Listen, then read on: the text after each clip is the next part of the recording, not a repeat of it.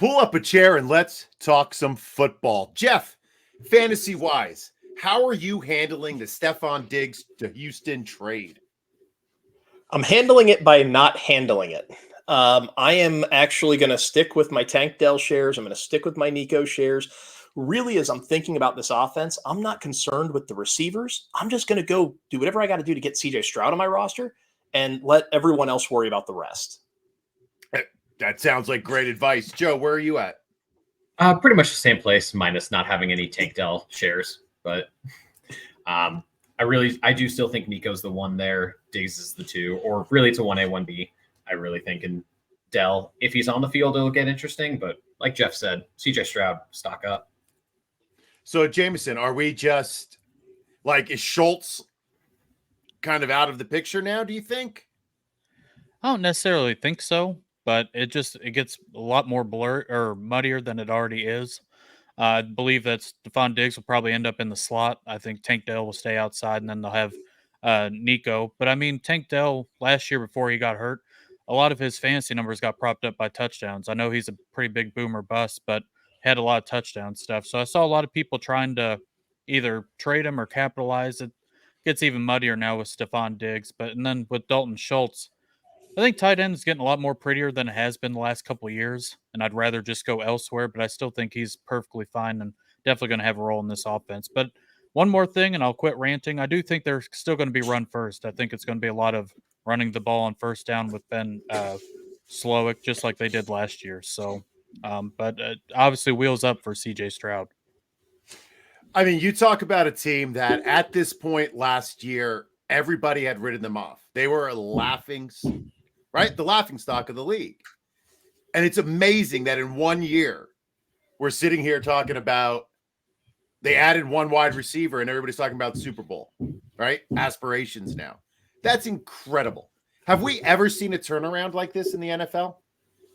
Well, one wide receiver. They also added Danielle Hunter, who's going to be pretty good opposite of Will Anderson. They also had Joe Mixon. Yeah, I know. Come on, man. Come on, man. Let's not say with just one person, but talking about over the course of a year, have we ever just completely turned on a team? Gosh. The only thing I can think of is some of those Eagles teams, right? 05, 06, where they won the offseason. They were the offseason Super Bowl champion. And then it completely collapsed. That's the only thing I can think of. Who was that? Vince Young were an all-star team? Didn't he have that quote? Gosh, maybe. I don't remember. It was like back when they Nnamdi Asomugha was a big free agent signing, and they had all kinds of guys. I don't remember exactly who said it. One I can remember is the bias here, but the Andrew Luck Colts 2012 going from having the first overall pick to immediately making the playoffs. And granted, that was all the quarterback and having a generational talent there, which the Texans seem to have, at least a near generational talent. And Stroud really is what it takes to kick it off. Well, that's what everybody's going to be looking for in this draft. Now, we are happy to announce that our friend Jameson has decided to go steady with us and become a permanent member of the Rod Pod. So, Jameson, welcome to the crew. I appreciate it. Absolutely. And of course, as you can see, we welcome tonight our friend Jeff DiMatteo from Gridiron Ratings as we talk about our rookie defensive line prospects. Now, what we're doing tonight is a quick one-round draft of just edge and interior defensive line prospects. Just the defensive line prospects, 12 picks, and let's see what we have. But before we kick off, if you want to get the jump on your competition for your drafts, our comprehensive one-of-a-kind IDP Plus Rookie Guide is here. Get the IDP Plus Rookie Guide for a limited time for only $9.99 and get updates every Friday as the NFL Draft draws near. Check out the link in the show description and download your copy today. Now, if nothing else, we are gentlemen here.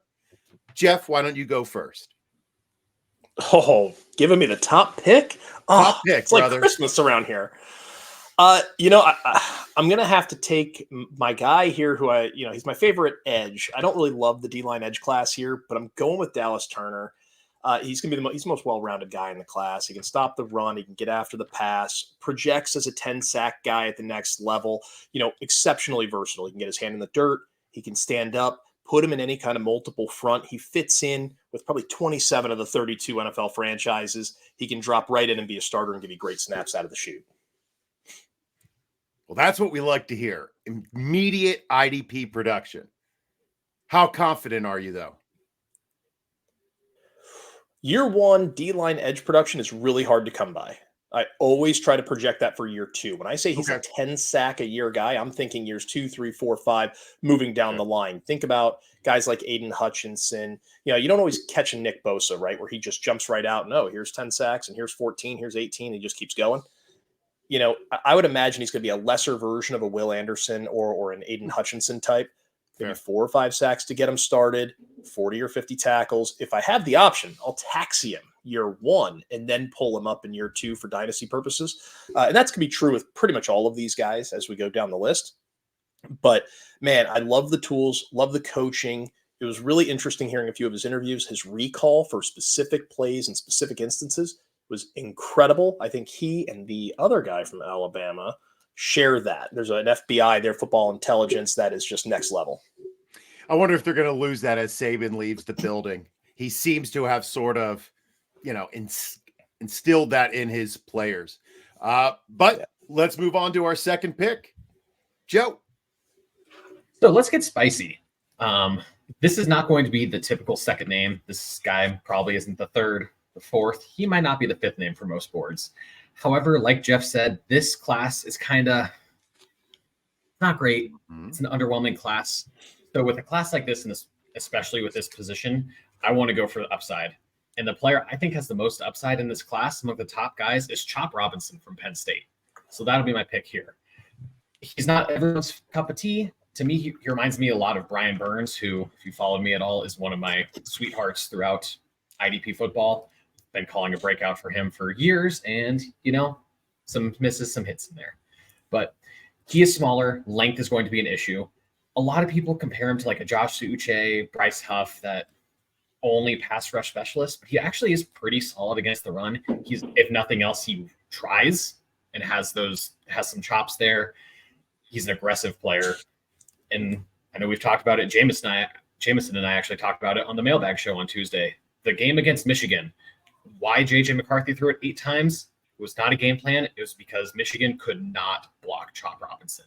He absolutely annihilated the first drive and 2 drives of that game. So they stopped throwing because they couldn't block him. And that's with the offensive line that won the Joe Moore Award 2 years in a row. Interesting. So, yep. Jeff, you surprised seeing Chop Robinson go second? So my little list here, I actually had him at 7. But the one word that I kept writing down on my sheets when I would break down his film was get off. This guy has the best get off in the class. It's By right far. up there. He is exceptionally quick with that first step, which is true with a lot of Penn State guys. We remember Adafe Owe coming out. His first step was incredible. Great quickness and speed. I like Chop. I like what he brings to the table. I really want to see him be able to extend with that inside arm a bit more to hold tackles back, because he's going to need that for outside contain at the next level. He beat up those boys in, on the Michigan O-line, but is that going to hold up at the NFL level? That's kind of why I want to taxi him, kind of like these other guys, right? Yep. Year one, but great upside, great potential. I love the pick. I'm not even a little upset about him going at 2. I look at that and I'm like, is it spicy? Maybe, but man, those tools and intangibles, you can't go wrong when you're picking a guy with great get-off. Yeah, and I will say, definitely going to be a taxi candidate. I think all of these guys are, except for 1 or 2 of them. Well, I'll be interested in who those 1 and 2 are for you guys. Number 3 with the third pick, Jameson. I'm glad that my guy fell to me, but I'm going to go with the Pac-12 Defensive Player of the Year with Laiatu Latu. I think he's the best technician out of all these guys. I know Turner has the most athleticism and probably the sexier pick, but I just think if the medicals weren't there, I think I wouldn't be surprised if he ends up being the first defensive lineman guy coming off the board in the draft. But just an awesome technician, has a really high motor, really stout against the run. I kind of comped him to, saw a lot of TJ Watt comps. I guess I could see it. I lean more Trey Hendrickson, who ends up being a really good for Cincinnati, former Saint as well. Just an awesome technician. I think he's well-rounded. I think he has a really high floor, and I think he's going to be productive right out of the gate in the NFL wherever he lands. Definitely one of the most productive edges coming into the draft. But it's the medicals that are concerning for him. Jeff, have you heard anything about him being off teams' draft boards? Not yet. None of that, but there is some concern out there that given he had that spinal fusion, that's the same surgery Peyton Manning had on his neck, is he going to make it to contract number 2? That could be what pushes him down draft boards. He, instead of being a top 8 or top 10 pick like he would have been in December or January, as teams have had a chance to really dig into those medicals, he could slide into the back part of the first round. It's all speculation, right? We're not in those buildings. But if teams check off on the medicals, I'm right there. I think he converts speed to power, does a really nice job stacking pass rush moves. He can get right into a tackle's chest and hit you with a spin move, or he can rip you, swim you, and he can stack those moves back up if he wants to go ahead and pull and use a speed rusher on the outside. He can go ahead and couple all those pieces together. I'm not in on the TJ Watt comp. I don't know if he plays with the same amount of power and ferocity that a guy like Trey Hendrickson does. I had a Jalen Phillips kind of comp for him. That was kind of a guy where he plays with a little bit more of that speed first mentality. Power's in the game, but he uses it secondarily. Love the pick. He was the number 2 guy on my board here. And another guy with medical issues. Jalen Phillips. It was a lucky thing. I didn't mean for that to happen, but yeah. It happens. And look, Jalen Phillips, there was so many concerns of him coming out. And he started at UCLA. So right. And he's playing well. Oh, geez. Yeah, I forgot. Yeah. All right. Lines up. Pick number 4. Jeff? I'm going to have to go with my number 3 guy here, and I'm only doing this because we got to kind of keep going edge. Upside edge players are where it's at. I'm going to go Florida State's Jared Verse. The only thing I have with Jared Verse, I'm going to lead with the negative here. I think he needs help. He needs to go to a place where there's a strong interior presence next to him, preferably an interior presence with a nice edge on the opposite side. Most of his big plays are made at Florida State when he is one-on-one with a tackle and he is just beating that guy around the edge, whether it's with power or speed. He's capable of doing both. Doesn't have the speed that Latu has, and he's not quite the technician that you're going to see in some of these other guys like Dallas Turner, but he's able to get guys, out-leverage them, and then he can beat you to the quarterback.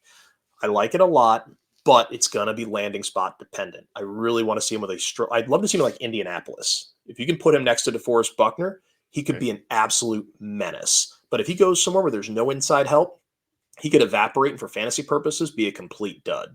So upside's there, but man, you got some downside too. Do you have any NFL comps? I despite the previous conversation, I generally try to not get too deep in the weeds on comps. Got you. But it's, I look at him as being a guy that he projects to me as an 8 to 10 sack a year guy who can also chip in about 55 tackles because he won't come off the field in pass rush situations. He'll stay on and run downs. He's got good grip, long enough arms. People are always like, oh, he's got incredible arms or short arms. They're long enough. It checks the box. He's strong enough. I loved him next to Braden Fiske, but he's not a guy that's going to be independently game wrecking. Like I said, so I don't know how we'd comp him. I can't really think of anybody offhand, but that's the gist. As you talk about the Colts, my comp for him is actually Kwity Paye. I think that's a good one. Kwity Paye is a little bit more powerful, I think, but Verse I think plays with better leverage. So yeah, I'm down with that. All right, Joe. Well, that was such a good add-in. You get to go next. Yeah, so this is a tough one. Expected these to be the first 4 names off the board. And now this is really where the defensive tackles position starts to come into play, but I don't quite know if I'm going to go there yet, but stalling a little bit, thinking about it, and give it to me. I'm going to do it. I'm going to go with Byron Murphy, the top D tackle in the class. He had, amongst all interior defensive linemen in college football this year, I think if you reduce the sample size to like 4 pass rush snaps, something super small, he had the best win rate. So for a raw player, he's already dominating as a rusher. I think he's very explosive. He's same thing with Chopper. He is a shorter player in terms of arm length, height, and kind of get pushed around a little bit because of that. But I don't want to call him Aaron Donald. He's more of like the Justin Madubuike, I think, more like how Madubuike is today, not as a prospect. I think he can be a really dominant interior rusher from day one. Now, if you're in a league that does not have defensive tackles, probably going to push him down a little more. But right now, I'm going to go with the upside. So I will go with Texas's Byron Murphy II. Byron Murphy. Are we surprised, Jeff, that a DT went off in the top 6? I actually had a DT as my 4th guy, but it wasn't Murphy. So maybe we'll get there in a minute. I like Murphy. He's explosive. You know, not to be weird about it, but you got to love a D tackle who can get low, and he's got a big butt, man. He's going to get right in there. He can explode into a guard and blow him off his spot, right? And, you know, those guys that can squat and show good leg drive and hold up in the run game where they can collapse the pocket, you know, whether it's in the passing game or whether just crush gaps in the run game. Those are the guys you need because at the end of the day, they're menaces, right? They figure out how to make plays and they get you those hidden points, right? They might not get you 10 solo tackles like a linebacker, but they might assist on 4 or 5 tackles. And if your league has defensive tackle or IDL differential scoring, they get more points for a tackle. This is a guy that could very quickly contribute. Again, not a year 1 guy, probably a year 2, 3, 4 guy. So you have to have some patience with him. But if you're in a, you know, blended league that does maybe a 7-round rookie draft, he's probably going to be a 5th or 6th rounder. He's dang near free. I love those free picks at the end of drafts. They always feel so much better when you get them late. I don't know why. Oh, yeah. I don't know why. Jameson, why don't you finish out the top 6? Well, I'm deciding if I want to follow the DT train as well, and I think I'm going to. I think I'm going to go Jer'Zhan Newton, Illinois, the defensive tackle. First team All-American. He lacks the typical size of a defensive tackle, but he's got a great bull rush. He's got really good instincts. He's got good agility, lateral quickness as well. Just needs to be able to shed blockers a little bit quicker. But I do think as far as defensive tackles, I think he's probably my favorite. I would love to see him in Cincinnati kind of replace the DJ Reader hole where he went to Detroit, and I think that would honestly be a pretty decent fit there. But this is where I was thinking about a project who I might be able to slide down later in the draft, but this is where I'm going to go here. Yeah, I have to agree. Johnny Newton is probably my top defensive tackle as well. I have him ranked pretty highly as far as D-line prospects in general go. Yeah, I'm excited to see what he can do. Jeff? 21 years old, 2-time All-American, who's an absolute interior wrecker. This guy is going to end up being like a Quinnen Williams type where he can make plays from behind the line of scrimmage and he can chase plays down on the backside. Go watch him against, I believe it was Indiana. The guy had only like 4 tackles in the game, but 3 of them, he had to track the guy down almost 22 yards each time to make a play where he chased him down, drug him down from behind. I was blown away. I track things like, you know, how far did they travel to make an IDP relative play? Like, you know, how often are they behind the line of scrimmage? Those things, Johnny Newton just wins in spades. That was my number 1 D lineman or IDL here. He was my number 4 player overall. Love the pick. Great pick. Trying to get any yards against him is an adventure. And speaking of adventures, we are thrilled to announce our new partnership. I'm working on my segues, Jeff. Our new partnership with your one-stop shop for the best prices in the travel world, Expedia. Check out the link in the show description and head over to Expedia. Their spring sale could net you up to 25% off select hotels. And of course, they always find the best deals for you so you can just enjoy the ride or Dynasty. Check out the link in the show description. You're welcome. And get your next adventure planned today. Yeah? I don't know. I'm testing This out. is why I love working here. with you. This is why I love being on shows with you. It's always a blast, always a riot. Whew. I don't know. I was stretching that one a little bit. It was a good read. I thought that was the pretty segues clean. were good. That was a good one. All right. I'm going to work out a couple of those kinks. But while I'm working that out, Jeff, why don't you – let me recap the top 6. So it went Dallas Turner, Chop Robinson, Laiatu Latu, still working on that first name, Jared Verse, followed by back-to-back defensive tackles, Byron Murphy II, and Johnny Newton. Pick number 6, Jeff.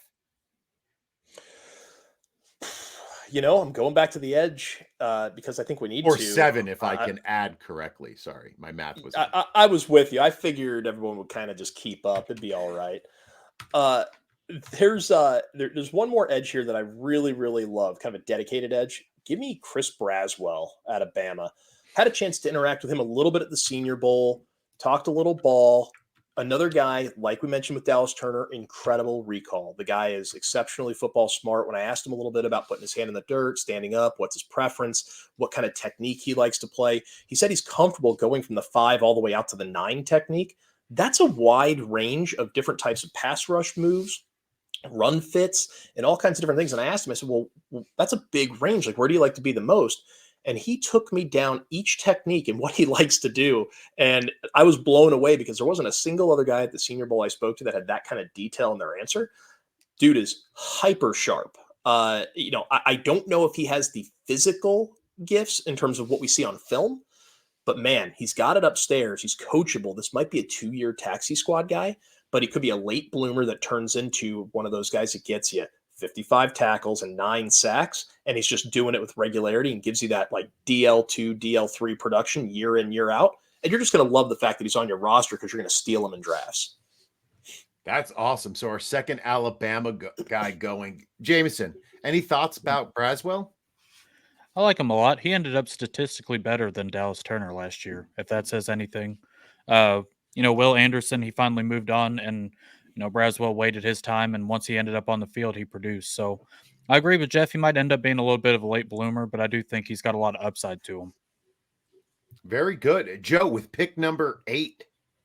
Yep. So still one of the guys I was between for number 5 is still here. So I'm going to go with Darius Robinson from Missouri. Another one of those guys who, is he an inside guy? Is he an outside guy? A little bit of both. He struggled statistically early in his career, late bloomer, but a lot of that was due to a scheme change where this season they moved him out to be that more true edge defender, not just an interior guy. I do believe he projects well as a 4-3 base end, kicks inside for pass rush downs. The athletic testing was not what we hoped, but I do think he showed a lot better on film. So it's one of those where trust the eyes, trust the numbers. He's a very violent player. Do think he does well against the run. And I do think that length, the power, along with the alignment versatility is going to be good for him to stay on the field, which a lot of these guys, are they going to be able to be a 3-down player? Who knows? But I like Robinson a lot. I've been high on him all season. So this is one of my guys that's been. Jeff, where are you on Darius Robinson? I think I like him more than the NFL does. We've seen some mocks where he's going in the first. It feels to me like a guy that's going to slide into the second because teams aren't going to know how to deploy him. To me, he looks like a dedicated 5 technique. I really kind of want to see him lined up that way. He's going to have his hand in the dirt more often than not. He's got the stoutness where he can hold the point of attack. He can go ahead and set an edge. He can do all these things. He does a lot of really great stuff fundamentally. The question is it going to turn into statistical output for fantasy on the next level? I'm not convinced. I like the player. If he goes, we always talk about landing spot. If he goes to the right spot, very well could be, right? You plant him in San Francisco and he's playing with Nick Bosa, Javon Hargrave, and all these guys. Well, sure. How do you block him too? But if he goes somewhere where he's the only guy, then we've got another conversation to have. And it starts to become, do we really love this player? A lot's going to change come April 25th. Very good. Jameson, pick number 9. I think I might be reaching just a tad, but I'm going to go with defensive tackle again with Braden Fiske out of Florida State. He does not have the ideal size, but the speed is unreal for his size, and then he's got never-ending motor as well. Needs a little bit more work on with his hands, but I think overall, I don't think he's an actual defensive tackle per NFL terms. I think he could end up more of a pass rusher, just with the speed. And if he doesn't win on the first move, sometimes it's just not going to happen. But I do think he's got a lot of upside. He had a great Senior Bowl as well. I think that's something, and his draft stock really improved this year at Florida State. So that's where I'm going to go. I think it might be a little bit of a reach, but I'm going to take one of my guys here with Braden Fiske. Now, Jeff, was Fiske the guy who switched teams for the Senior Bowl? Yeah, Yes. they had to move him around because they didn't have enough bodies, and they had to make a little trade here. But man, I'll tell you, I really love Fiske, the football player, and it seems like a lot of the folks at the Senior Bowl did too. He showed out quite a bit there. Teams started going back, re-reviewing the film, and seeing, hey, this is a guy that eats up 2 blocks at a time more frequently than not. So he might slide off of a guard and get blocked up by a center. He's not quick enough with his hands to go ahead and work through those blocks, as was already alluded to. I don't know that he has next level strength. This is going to be a guy where, hey, if we're in an odd front, we can push him out to the end and pair him up with a great edge. We saw how well he paired up with Jared Verse. He 8 blocks, Verse got the sacks. If you've got a great edge in the NFL, guess what? They're going to leave the D tackle or that odd man edge or odd man end rather completely unblocked. So he could see some kind of sneaky production if he can go somewhere that has a nice edge. Imagine him in a place like Dallas and he's playing next to DeMarcus Lawrence or Micah Parsons. It's going to be real hard to block those 2 guys and Fiske if he's playing just inside of him. Love Fiske a lot. Landing spot dependent, but man, I love watching him play. Nice. Now, Jeff, before I let you make your pick at number 10, I know you're doing some exciting things over at Gridiron. Can you share anything with the listeners? Yeah, actually, I just started punching out some rookie content. We're not doing written stuff. We're not writing articles, not trying to have people read 1,000 words on a rookie. So we're doing infographics now. Just got done punching out Caleb Williams, Jalen Wright, and Peyton Wilson. And I've got about 88 more of those to go. They'll be out over the course of the next 2 weeks. And so there's a whole lot of players I've covered. I say 88. It's going to be between 88 and 90. I've got a couple players I may or may not post. They're kind of on the fringe. And then, I'm doing a bunch of infographics for things like running back workload and how it impacts your dynasty teams. And then something fun I'm working on called the menace metric. I'll dig in more on that a little bit later, but effectively it's all those hidden points that we find behind the line of scrimmage that maybe don't always show up on the frontline stat sheet. And I found a way to kind of break that down and predict future sack production. It incorporates a little bit of pressure rate and a few other metrics, and I found it's a little bit more reliable. And if it's not turning into sacks, it always turns into fantasy production. So really excited to get some of that stuff punched out here in the next month and a half. So keep an eye on gridironratings.com. Absolutely. Now, if you need any proofreaders, editors, hit me up. All right. I would love to get a sneak peek at some of that stuff. Now I'm really intrigued. I love your infographics. All right. Pick number 10. You're up. This is where it's going to start to get weird because I think this is going to be my last pick. So I'm going to take a guy that I'm not sure anybody's thinking about. I'm going to go with Brandon Dorlus here. Dorlus is a guy, some people love him. Some people don't even know who he is. Multiple move player. He can stack up moves really well, but he's not elite using any of them. Okay. So I have him in here. The notes I jotted down real quick, inside or out in an odd or even front. Does not matter. Scheme versatility is a thing. The guy has quick hands. He's got a good punch. Is he elite using any of his moves? No. Is he a 10-sack guy? Probably not. But is he a guy that can come in and give you a handful of tackles, maybe a couple QB hits, and get you a bunch of those hidden points as a bye week filler, or as a guy that you're going to plug in if you've got a guy down for a few weeks? Brandon Dorlus is free in your drafts. Go snag him. Just plop him on the end of your bench, and you know what? You're going to be able to plug him in at some point or another, and he's going to give you those points you need in those off weeks. Yeah, and listen, those bye weeks, especially in IDP leagues, can hit you pretty hard. You lose a couple of guys or to injury, and now a bye week hits. You need somebody like Dorlus sitting on your bench who can step in and deliver any amount of points, right? Anything. Yep. And you can feel confident in him, which is fantastic. I'm looking forward to see what Dorlus can do.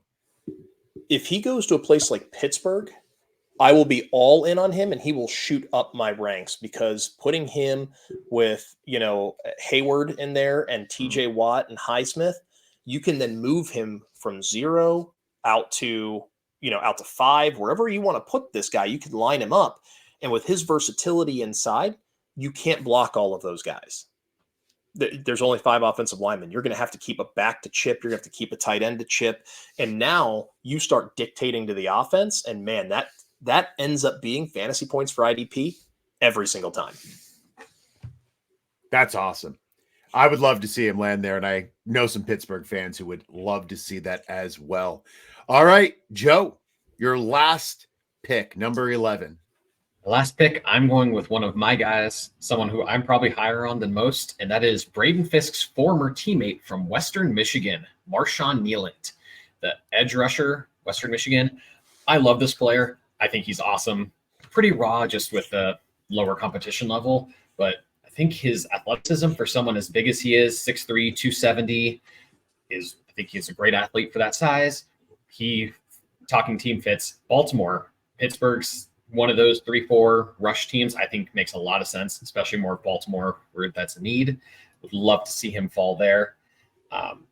He does need a little bit of development and is a little stiff for a pure edge rusher, but I do think he does have the burst, the length to make up for that.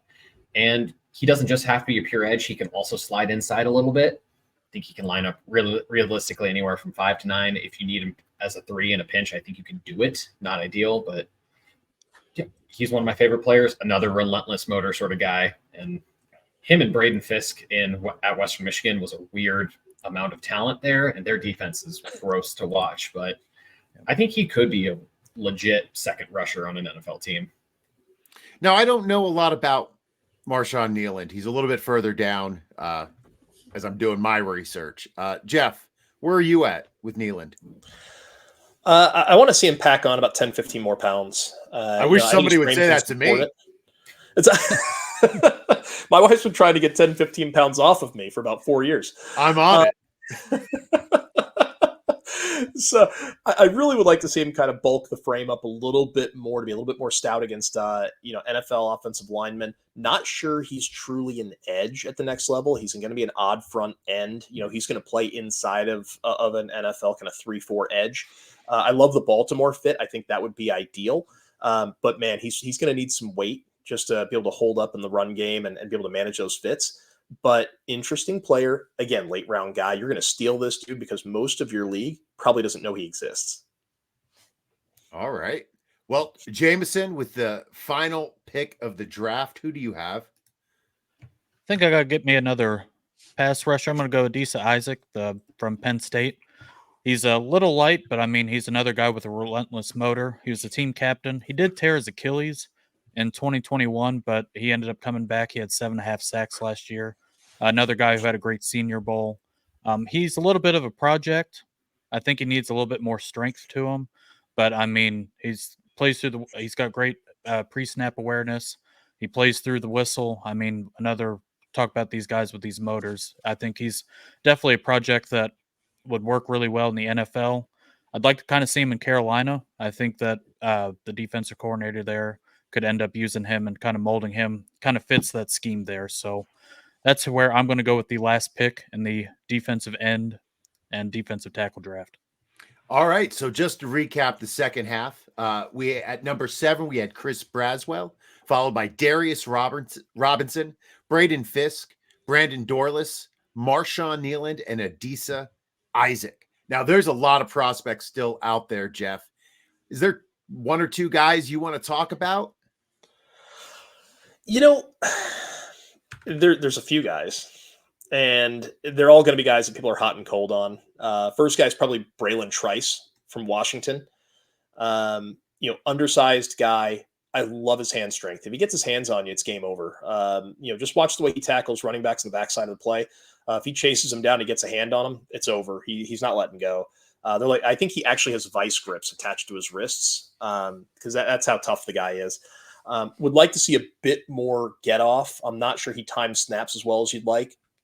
Could be a coachable aspect, but that's going to push him down boards a little bit. He was a guy that people thought, hey, this could be a first round pick. To me, he's probably a 2 or a 3, a second day pick, probably on the back half of that third round.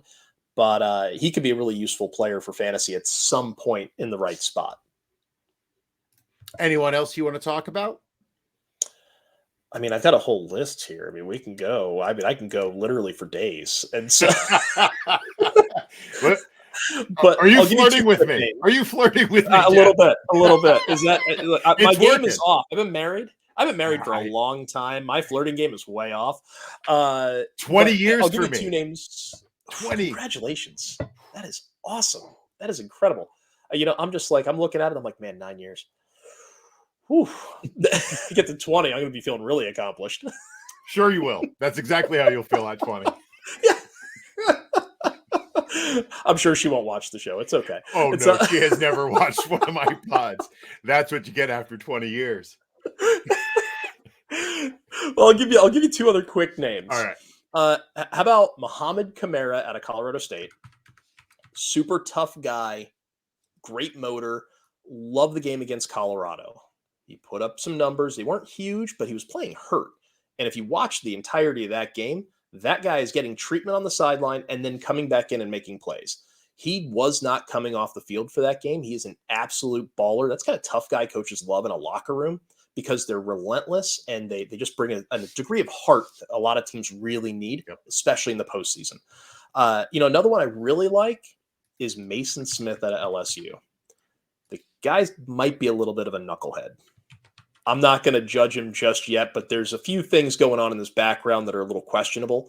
But anytime you get an interior defensive lineman that's 6'6" and 315, I'm just imagining the way he can go ahead and get his hands up for passes that he can defend, and he can knock those balls down at the line of scrimmage, because that turns into some wildly sneaky fantasy points. Mm-hmm. As an IDL and as a guy that's probably not going until the 4th round in the NFL draft, I think a lot of folks will sleep on him. He'll probably be available with the last pick in your IDP draft. All right. Joe, who do you have for us? Yeah, I also will have two names to talk about. One's very similar to Mohamed Kamara, and one I do favor over him slightly. And that's not just because Kamara's a Ram, which sucks to be a CSU Ram. Go Pokes. I'm a Wyoming alum, for those of you who don't know. But Javon Solomon from Troy. I think he and Kamara are pretty similar size, athletic-wise, both around 6'1", 240, give or take. Solomon, really good athlete. Another one like Robinson, Darius Robinson, didn't test as well as he looks on film.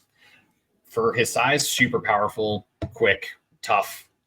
Lance Zierlein posted a clip of him. I think it was Zierlein, of him just absolutely dominating an offensive line. It was like, holy crap. It's just like pushing a 6'6", 340-pounder on his butt with one arm. I was like, oh, okay. And great production over a big sample size. And then someone with the smallest sample size, probably of any position in this class, Austin Booker of Kansas, 505 career snaps. And I think 490 of them were this year. So he has no career baseline, really. But he is a freak athlete, 6'6", 240, needs to put on a lot of weight. But what he showed on film, he actually has really good pass rush tools and skill set. A lot of moves in the bag for someone who's played 500 snaps. I think he's super interesting. And if there's someone from outside the top 75 picks who turns into a 10-sack-a-year guy, I think he could be it. My comp for him, and saw another one for it, is Max Crosby, which, again, as a prospect, don't think he's quite the athlete, but 4th round shot on RAS. His top athletic comp was Michael Strahan, which was not a name I expected to see. That doesn't mean a whole lot, but I was like, oh, okay, interesting. Throwback, right? And I think just massive upside. I would love my Colts to take him in the 3rd round just to see what happens. All right, Jameson. Got a couple here. I think when we get to this point, it's kind of pick your own litter and team fit and all that stuff. But a guy for me who was really streaky last year, but I think has a lot of upside, is Leonard Taylor, defensive tackle out of Miami. Needs to work on his fundamentals, but I mean, he's got the physical tools and the athleticism. I think that, if he could end up putting it all together, I mean, some of the stuff he did last year when he was on was really nice. I mean, last 2 years, he was top 10 against the run. And also, number 2 behind Byron Murphy in pass rush win rate. So that's a guy who, if he puts it all together, like I said, the fundamentals need a lot of work. And then the other guy, if I don't butcher his name, Ruke Orhorhoro, the defensive tackle. Yeah, I've practiced that a couple of times. But out of Clemson, scored number 1 athleticism as far as the combine goes. He's got good size. plays with a lot of explosiveness. Just another guy that's great against the run as well. So just a couple guys. I feel like I've really leaned into the defensive tackles in this draft. So, but maybe it's just a preference. Sometimes those big guys in the middle need some love. It's they don't play the sexy position, so they need a little more. And speaking of big sexy, nobody took Devondre Sweat. No, he's here. He's on my list. I told you I had a lot of guys. I mean, he's here. I just had to, you made me choose like two, and I was like, well, geez, I'm really narrowing it down now. He's tough. He's a tough sell. I mean, I think he's going to be a much better player than he is an IDP asset. Sure. I mean, am I wrong there, Jeff? I don't know. No, I mean, he's probably going to play somewhere between a 0 or a 2i. Like, he's just so massive and he's so powerful that teams are going to want to use him to just, one gap their way into letting him just blow people up. And by that, I mean, they really just want him to eat up blockers so somebody else can get a sack. I don't know if I need that on my IDP roster. Love the player, want to cheer for him because he is a full-grown man. And I saw a few interviews. He's a funny guy, well-read, seems like he's got a great personality. I just want to cheer for the guy. Kind of like, you guys remember Gilbert Brown with the Packers a million years ago? I imagine him being a much more athletic version of a guy like Gilbert Brown who just eats space and people, and he's just wrecking games from the inside out. Gilbert Brown also was close to 4 bills when he played, so he was enormous. A big man. Well, gentlemen, I know that looking at the 4 of us, you might think that we're just a bunch of pretty faces here, but we have an entire suite of tools and rankings for both offense and defense at IDP Plus. Plus, we have rookie rankings, injury trackers, snap tools, premium articles, and more. So right now, get your first month for just $1 with the promo code MOCKDRAFT. Head over to idpguys.org after the show. Get ahead of your lazy league mates and start your march towards fantasy football greatness today with the promo code MOCKDRAFT. The link and details are in the show description. Gentlemen, it is time for tags where we can share any final thoughts and let everyone know where they can find us. Our guest shall go first. Jeff. I mean, my Twitter handle is right there in the little name badge there. I didn't get the memo on the parentheses, so I got the double slash. It's at NFL _DiMatteo. I don't post a ton, but when I do, I try to make it pretty detailed for you. So, feel free to drop in, give me a follow, or if you just have weird questions, you want to know weird football stuff about weird players, by all means. I know a lot of weird stuff, and I'm happy to help out. Otherwise, you can check out my work at gridironratings.com, and I'll have about 90-some-odd rookie profiles up on there in the next 2 weeks. Jeff DiMatteo. He knows some weird stuff. That's a great tagline. That's a great. I'm putting it in my bio. Tonight.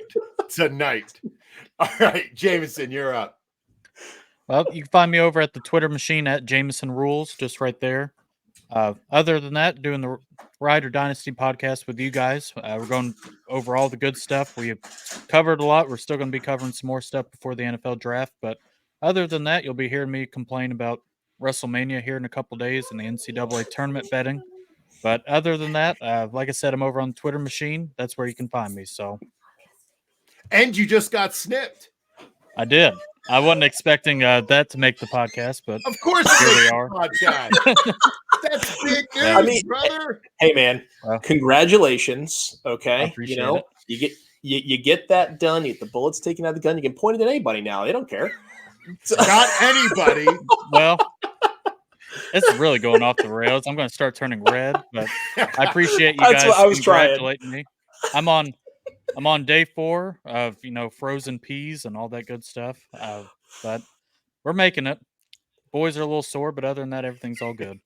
Sorry for springing that on you. Joe, try to follow that one up. That came out of left field. Speaking of left field, you can follow me on Twitter at Jolo63, where I am talking often about my Baltimore Orioles, NFLs, especially rookie profiles. You can also find me on the IDP Plus Mailbag Show, live every Tuesday at 2 p.m. Eastern Time. And I'm also writing. I just wrote an article on the top linebackers and edge rushers pre-draft. and we'll be doing quarterbacks and wide receivers for next week. So give me a follow on IDP Plus and X, Twitter, whatever you want to call it. Whatever it is. Well, I'm at JJ Wenner on Twitter or X or whatever we call it. Thank you. Thank you to Jeff, as always, for taking time to chat with us tonight. I love having you on the show. It's always a blast. Thank you to Joe and Jameson for all of their hard work. As always, you guys always have my back, and I appreciate you. Special thank you to Gary Van Dyke and Foxworth for helping produce the pod, posting it, making all the graphics. Thank you so, so much. And yeah, that's about all I have. So from all of us to all of you, be safe, be well. And as always, boat drinks, my friends, boat drinks.